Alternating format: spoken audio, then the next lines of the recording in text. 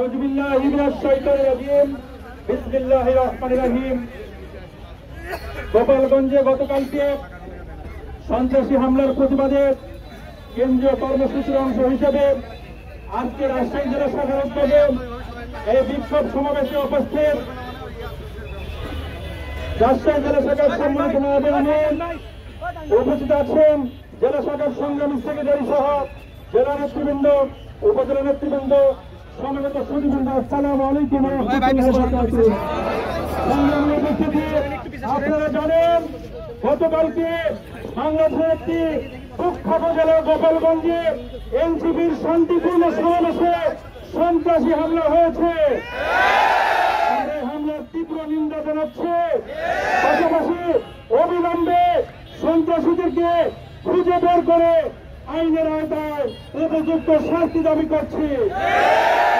স্বরাষ্ট্র উপদেষ্টা বলেছেন গতকালকের হামলা যে এত বড় হবে গোয়েন্দাদের কাছে তথ্য ছিল না, তাহলে রাষ্ট্রের অর্থ খরচ করে এই গোয়েন্দাদের প্রতিপালন করে আমাদের কোনো দরকার আছে? এই গোয়েন্দা ব্যবসাদের জন্য সংশ্লিষ্ট কর্মকর্তাদের আমরা বহিষ্কার দাবি করছি। পুলিশ প্রশাসনের ভাইয়েরা, আজকে আপনারা একটা টুল শব্দ হওয়ার পর গোপালগঞ্জের পুলিশ আপনারা পালিয়েছেন, তাণ্ডবলীলা চালানোর সুযোগ দিয়েছেন। আপনারা পুলিশ প্রশাসনের বহিষ্কার দাবি করছে। আহতদের রাষ্ট্রীয় খরচের সুচিকিৎসা দাবি করছি। আমাদের সচেতন থাকতে হবে।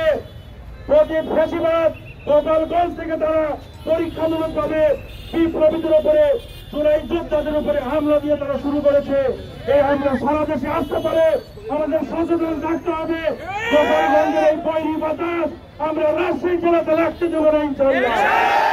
সচেতন থাকবেন। যেখানে ফ্যাসিবাদের উত্থান, সেখানে আমাদেরকে জুলাই অভ্যুত্থানের মতো ঝাঁপিয়ে পড়তে হবে। আমরা বাংলাদেশের ফ্যাসিবাদ দেখতে চাই না। প্রিয় ভাইরা, সম্মানিত উপস্থিতি, এই পর্যায়ে আমি আমার সংক্ষিপ্ত বক্তব্য শেষ করছি। আসসালামু আলাইকুম ওয়া রাহমাতুল্লাহি ওয়া বারাকাতুহু।